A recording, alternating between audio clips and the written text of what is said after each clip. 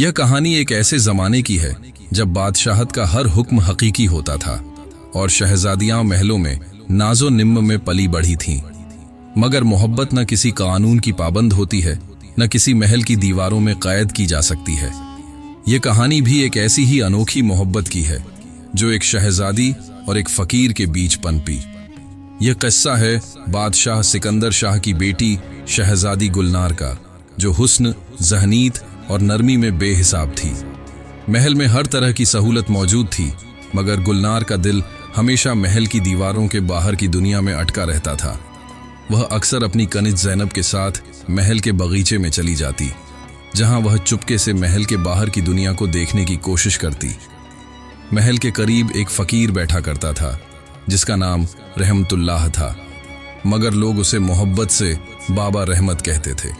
वह अपनी चटाई पर बैठकर लोगों को इल्म, मोहब्बत और सच्चाई के बारे में नसीहतें दिया करता। वह कोई आम फ़कीर नहीं था, बल्कि उसके अल्फाज में ऐसी खींच थी कि जो एक बार सुनता वह उसका दीवाना हो जाता। एक दिन शहजादी ने अपनी कनीज से कहा, मैं चाहती हूं कि पास जाकर इस फ़कीर को सुनूं। ज़ैनब घबराई। शहजादी, अगर बादशाह को पता चल गया तो बहुत बुरा होगा। मुझे कोई फ़र्क नहीं पड़ता। मैं जानना चाहती हूं कि वह फ़कीर ऐसा क्या कहता है जो लोग उसके चारों ओर बैठकर सुनते रहते हैं। इस तरह शहजादी ने कई दिनों तक छिपकर बाबा रहमत की बातें सुनी। वह हैरान थी कि एक ऐसा शख्स जिसके पास न माल था न इक्तिदार, फिर भी लोग उसके दिलों पर राज करते थे।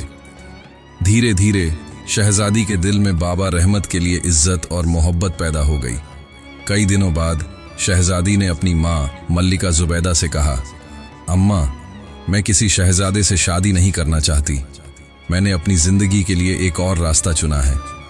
मल्लिका मुस्कुराई और कहा, यह तो खुशी की बात है बेटी। बताओ, कौन है वह खुशनसीब शहजादा? शहजादी ने धीरे से कहा, वह एक फ़कीर है, उसका नाम बाबा रहमत है। मल्लिका का रंग उतर गया। यह तुम क्या कह रही हो गुलनार? तुम बादशाह की बेटी हो, एक फ़कीर तुम्हारे काबिल कैसे हो सकता है? शहजादी ने दृढ़ता से कहा, मोहब्बत रुतबे से बड़ी होती है अम्मा।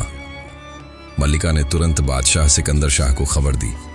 जब बादशाह को पता चला तो वह काफ़ी गुस्से में आ गए। यह कभी नहीं हो सकता।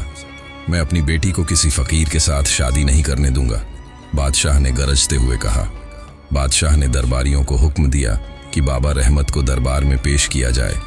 जब सिपाही बाबा रहमत को लाए तो बादशाह ने कड़ा स्वर में कहा, तुम्हें पता है कि मेरी बेटी तुमसे शादी करना चाहती है।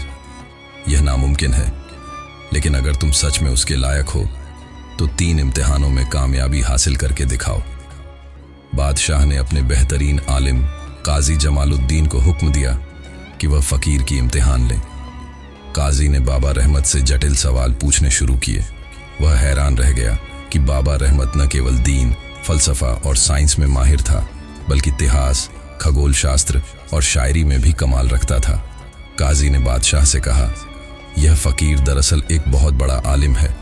बादशाह ने कहा, अगर तुम सच में शहजादी के काबिल हो तो एक दिन में शाही खजाने से ज़्यादा दौलत ले आकर दिखाओ। बाबा रहमत ने मुस्कुराते हुए कहा, मैं कल अपनी दौलत ले आऊँगा। अगले दिन महल के बाहर हज़ारों लोग जमा हो गए। ये वही लोग थे जिनकी ज़िंदगी बाबा रहमत की बातों ने बदल दी थी। यह है मेरी दौलत बादशाह साहब, मोहब्बत, इल्म और लोगों के दिलों में अच्छाई बिठाना, ये सोने चांदी से ज़्यादा कीमती है। बादशाह सोच में पड़ गए।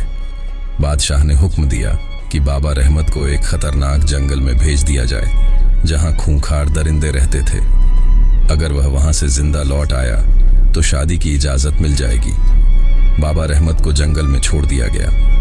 3 दिन बाद दरबारी जब जंगल में गए तो हैरान रह गए कि बाबा रहमत एक पेड़ के नीचे बैठा जिक्र कर रहा था और भेड़िए और शेर उसके चारों ओर बैठे हुए थे, जैसे वह उनके हिफाजतगार हों। बादशाह का घमंड टूट चुका था। बादशाह ने हार मान ली और शहजादी का निकाह बाबा रहमत से कर दिया। लेकिन निकाह के बाद एक हैरान कर देने वाली हकीकत सामने आई। बाबा रहमत दरअसल एक भटका हुआ शहजादा था जो अपने परिवार की बादशाही छोड़कर हकीकत की तलाश में निकला था। वह दौलत और ताकत से बेनियाज हो चुका था, मगर इल्म और रूहानियत का शहंशाह था। ये कहानी हमें सिखाती है कि मोहब्बत किसी रुतबे, मान लो दौलत या बाहरी हैसियत की मोहताज नहीं होती। असली इज्जत दौलत में नहीं बल्कि इल्म, हिकमत और सच्चाई में होती है।